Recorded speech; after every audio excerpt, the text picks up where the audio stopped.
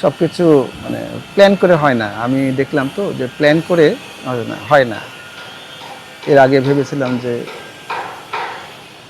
Shoot করব গিয়ে, হয়তো ভদ্র পার্কটা সুন্দর করেছে, শ্যুট করব গিয়ে, কিন্তু দেখেন আসছি যাচ্ছি এরকমভাবে মনে করতে করতে আশাই হলো না।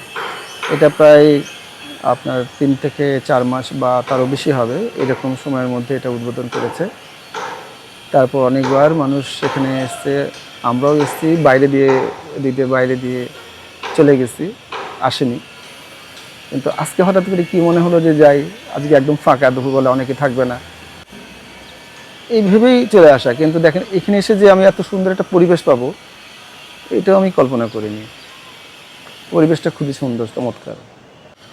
টার্মিনাল আছে, এটা হচ্ছে আভ্যন্তরীণ বাস টার্মিনাল আর কি। এখান থেকে লোকাল ওয়েজে কিছু কিছু গাড়ি বিভিন্ন জায়গায় যায়, আপনার চাপাই যায়, তারপরে নওগাঁ যায়, এদিকে রংপুর যায়, দিনাজপুর যায়, জয়পুরহাট, বগুড়া, হিলি, এই সমস্ত জায়গাতে এই সমস্ত গাড়িগুলো যায়। তার বাস স্ট্যান্ড এখানে। পার্কের পরিবেশ এক কথায় কিন্তু ভালো, একবারে বলা যাবে না যে খুব ভালো। আসলে এখানকার স্থানীয় লোকজনগুলো সবাই অমায়িক। এখানে যারা বসবাস করে তারা অত্যন্ত ভদ্র। আশেপাশে যারা বসবাস করে পরিবারের সদস্যদেরকে নিয়ে এসে এখানে বসা যায়, আরাম করে ঘোরাফেরা করা যায়। তারপরে পাশে লেকের পাশে, এখানে পাশে একটা সুন্দর, এই পাশে একটা সুন্দর একটা লেক আছে, ওই লেকের পাশে বসে কিন্তু আপনি অনেক খাবারের বন্দোবস্তও আছে, ফাস্টফুডের অনেক দোকানপাট আছে, যেগুলো রীতিমতো অনেক ভালো ভালো খাবারের ওখানে কিনতে পাওয়া যায় আর কি। ভালো ভালো খাবার পাওয়া যায়, আপনি সেগুলো খাচ্ছেন, সেগুলো খাবেন, ঘুরে বেড়াবেন, এইগুলো দেখতেও ভালো লাগে। কিন্তু শহরের মধ্যে আসলে রিক্রিয়েশনের মাত্র জায়গা কয়েকটা। আমাদের আছে যে কেন্দ্রীয় যেটা চিড়িয়াখানা, সেটা একটা, এই যে ভদ্রা পার্ক, এটা একটা, মানে এটা শহরের ভিতরে। আর শহরের বাইরে কিন্তু যেমন সাফিনা পার্ক আছে লালপুরে, যেমন গ্রিন ভ্যালি ওইটা আছে, তারপরে আরও অনেক আছে যেগুলোর নাম আমার এখন এই মুহূর্তে মনে পড়ছে না। আমাদের রাজশাহী চিড়িয়াখানা ওইটা, তারপরে জিয়া শিশু পার্ক, আর এই যে ভদ্রা পার্কটা, মাইন্ড রিক্রিয়েশনের একদম টপ একটা বেস্ট জায়গা আমি বলবো আর কি। আপনাদের সবার ভালো লাগবে। বাচ্চাদের জন্য খেলাধুলার অনেক বন্দোবস্ত আছে, ছোট ছোট। আবার দেখছি লেকের মধ্যে আপনার বোটের ব্যবস্থা করেছে, যারা বাচ্চাদেরকে নিয়ে বোটে ঘুরবে। আর খেলনা ছোটো ছোটো মানে প্লে গ্রাউন্ড যে রাইডসগুলো আছে, সেগুলো তো আছে, এগুলো সম্ভবত ফ্রি। আর অনেক যেগুলো আছে ওগুলো তো পেড করতে হবে আপনাকে। তো আমি এইগুলো দেখলাম, আরও দেখাবো, আমি ওইদিকে যাইনি, যাব, তারপরে ঘুরে ফিরে আপনাদেরকে দেখাবো।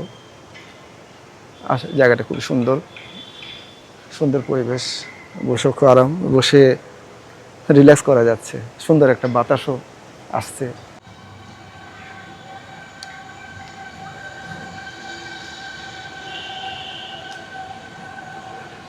শব্দ দূষণের যে বিষয়, শব্দ কিন্তু বেশি আছে। পাশ দিয়ে গেছে রাস্তা, বিশাল রাস্তা, মানে হাইওয়ে, শব্দ তো একটু আসবেই। এটা হচ্ছে সেকেন্ডারি একটা গেট, এই গেট দিয়েও আপনি বার হতে পারবেন, ঢুকতে পারবেন। তো এটা তো দেখলাম। আচ্ছা, এখন পানিতে যে রাইডসগুলো আছে এগুলো দেখাই। পানির রাইডসগুলো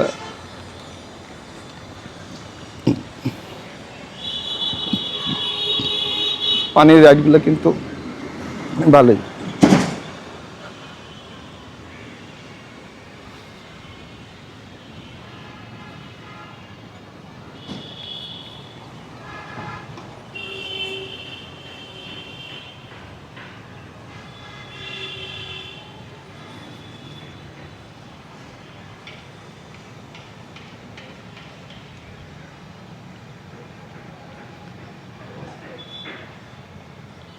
অনেকগুলো তো,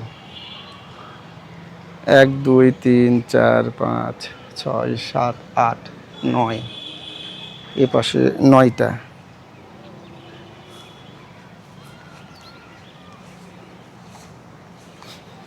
এই পাশে 9টা, পানি পরিষ্কার।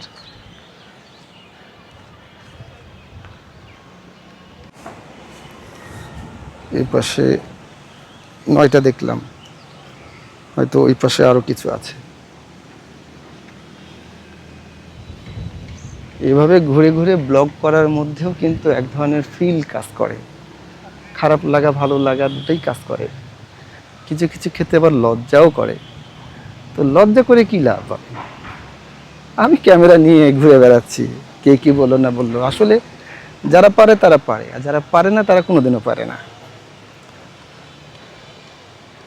আমি বড় বড় ব্লগারদের সঙ্গে মিশেছি, জানিছি, দেখেছি যে তারা প্রাথমিক পর্যায়ে কিন্তু অনেক হেনস্থা, অনেক অপমানজনক অবস্থার সম্মুখীন হয়েছে। এখানে কিন্তু দেখেন কতগুলো ফুলের গাছ, লাল গাছ, খুবই সুন্দর লাগছে। কিন্তু বাতাস এই করে যাওয়া যাবে না, এখানে কিন্তু আবার পানি টলমলো, মানে বেশ কিছু অংশ পানি। কেন পানি? আচ্ছা, এখান থেকে শুরু করে এই মতো পর্যন্ত পানি, এবং ওই দিকেও মনে হয় পানি আছে, এই অংশটুকু মনে হয় পানি আছে। এখানে পানি দেওয়ার কারণটা কি জানি না। যাই হোক, অনেকক্ষণ ধরেই ঘুরছি, দেখলাম আসলে এই যে এখানে যে পানি এখানে রাখা আছে, আমি যে একটু আগে আপনাদেরকে দেখালাম, এই পানিটা কি কাজের জন্য ব্যবহার করা হয় এবং পানিটা কোন কাজে ব্যবহার করবে, কি বিনোদন দিবে, এটা বুঝতে পারলাম না। কিন্তু এখানে একটা, এই যে রাস্তাটা দেখেন, এটা কিন্তু আবার নিচের দিকে নেমে গেছে। মানে কোনো বাহন নিয়ে যদি নামে কেউ, বা কোনো অসুস্থ ব্যক্তি যদি হুইল চেয়ারে নিয়ে নামতে পারবে। চলেন আরও ঘুরে ফিরে দেখি কিছু।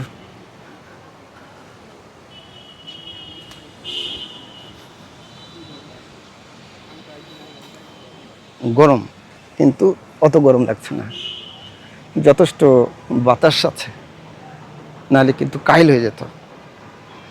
একটু গরম লাগছে, কিন্তু এই আলো, এই দেখেন রোদটা কিন্তু কমে গেল, বাই ফোকাস দারুণ লাগছে। এই বাড়িটা হেভি লাগছে, কিন্তু গাছের ফাঁকে ফাঁকে একটু একটু দেখা যাচ্ছে।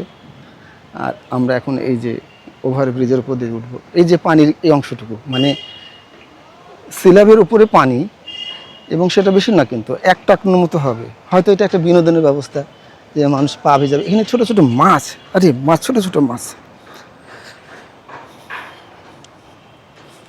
ও আমাকে দেখে চলে গেছে।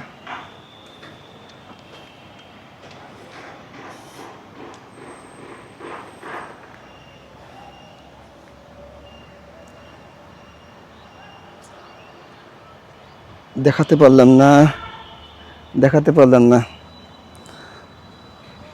আর একটু আগে আসলে দেখাতে পারতাম। ওই যে চলে যাচ্ছে, ওই যে দেখা যাচ্ছে কিনা, ওই যে চলে যাচ্ছে।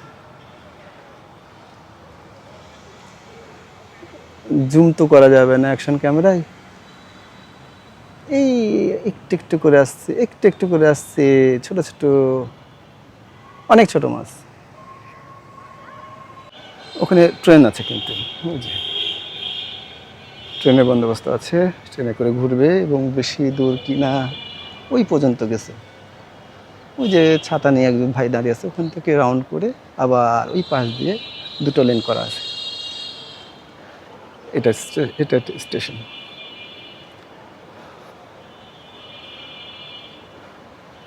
বিকেলবেলার দিকে আসতে পারলে বোঝা যেত যে আসলে কোন রাইডে চললে কত টাকা লাগে।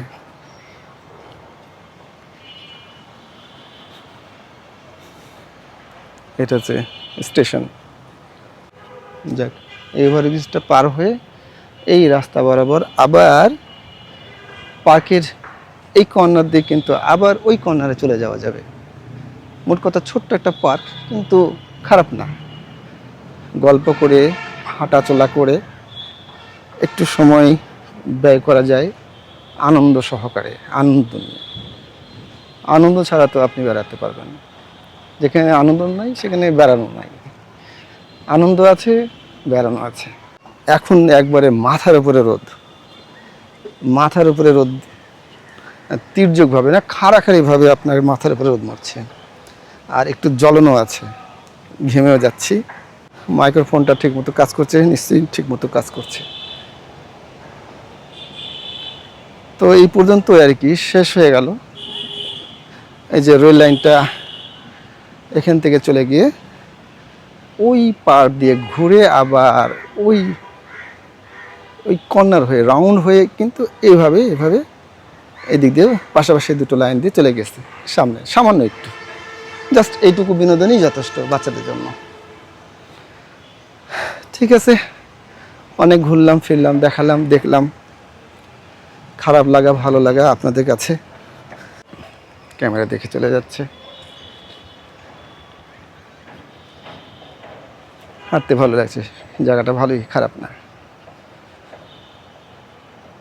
অবসর সময় কাটানোর জন্য একটু বিনোদনের ব্যবস্থা এখানে করে দিয়েছে কর্তৃপক্ষ। ধন্যবাদ কর্তৃপক্ষদের। এত ব্যস্ত এত কঠিন সময় আমরা পার করি, যখন একটু ঘোরাফেরার প্রয়োজন হয় তখন জায়গা খুঁজে পাওয়া যায় না। আর একই জায়গায় বারবার যাওয়া ভালোও লাগে না, অনেক পেরেশান লাগছে আসলে। অনেক রোদ গরম, তারপরেও যেহেতু এখানে আসা হয় না, আর এটা এত কাছাকাছি বাড়ির যে যদি আমি এখানে না আসি না দেখি তাহলে কেমন হলো। আর আমি আসলে তো কিছু না কিছু ভিডিও করবই, সেটা আমার সঙ্গে থাকা যদি কোনো ইনস্ট্রুমেন্ট না থাকে তাও করব, মানে মোবাইল থাকবে সেটা দিয়ে করব।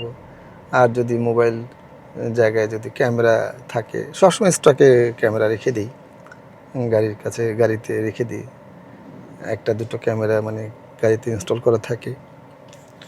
যদি এমার্জেন্সি মনে করি তাহলে সেখান থেকে নিয়ে কাজ চালিয়ে নিই। এটা ভেবে ভালো লাগছে যে আসলে আমি আমার একটা নতুন ক্যামেরা পেলাম, সেট আপ করলাম, আর সেই ক্যামেরা দিয়ে একটা শ্যুট করলাম নতুন একটি জায়গায়, যেটা এর আগে আমি শ্যুট করি নাই। এটা ভালো লাগছে। আর ডিজিআইয়ের যে কোনো ইনস্ট্রুমেন্ট আমার কাছে খুবই প্রিয়। আমি ড্রোন নিয়েছি ডিজিআই, আমি মাইক্রোফোন নিয়েছি ডিজিআইয়ের, তারপরে আমি অ্যাকশন ক্যামেরা নিলাম ডিজিআইয়ের, আমি গেমবল কিনেছি ডিজিআইয়ের। মিররলেস ক্যামেরার জন্য একটা গেমবল নিতে হবে, তাহলে মিররলেস ক্যামেরার জন্য যদি গেমবল নিই তাহলে অবশ্যই ডিজিআই আমাকে যেতে হবে, কারণ ডিজিআই ছাড়া আমার আস্থা নাই। মানে ও যদি কালকেও নষ্ট হয়ে যায় তাও ভাবো যে ডিজিআই ভালো। অন্য কোনো কোম্পানি, যেমন আমি অন্য অনেক ব্র্যান্ডের আমি জিনিস ব্যবহার করেছি কিছুদিন, তারপরে ভালো থাকে, ওগুলো নষ্ট হয় না, আমার কাছে সহজে নষ্ট হয় না, কিন্তু ওগুলো ব্যবহার করতে আর ইচ্ছা করে না। তাহলে কি আমি আইফোনের সাহায্য নিব? আমি কি আইফোন নিয়ে শ্যুট করব? হয়তো বা করবো, আইফোনের কিছু কাজ আছে যেটা অ্যাকশন ক্যামেরা পারবে না, এবং আইফোনে আমি সিনেম্যাটিক শ্যুট নিতে পারবো, কিন্তু অ্যাকশন ক্যামেরা সিনেম্যাটিক শ্যুট নেওয়া যায়, কিন্তু আপনি যে ব্লার নেবেন, পেছনে যে একটা বোকে নেবেন, এটা তো আপনি পাবেন না। আইফোনেও পাওয়া যায় না, কিন্তু আপনি টেকনিক্যালি এটা বার করতে পারবেন। আসলে ইচ্ছা, মানুষের শখ এক সময় দেখা যায় অনেক দূর পর্যন্ত। মানে আপনার কাছে টাকা নাই, কিন্তু আপনার শখ পূরণ করার জন্য কিন্তু আপনি দেখছেন যে বিভিন্ন জায়গা থেকে বিভিন্ন উপায়ে আপনার টাকা ব্যবস্থা হয়ে যাচ্ছে। আজকের মতো সবাইকে বিদায়। আল্লাহ হাফেজ। আসসালামু আলাইকুম ওয়া রাহমাতুল্লাহ।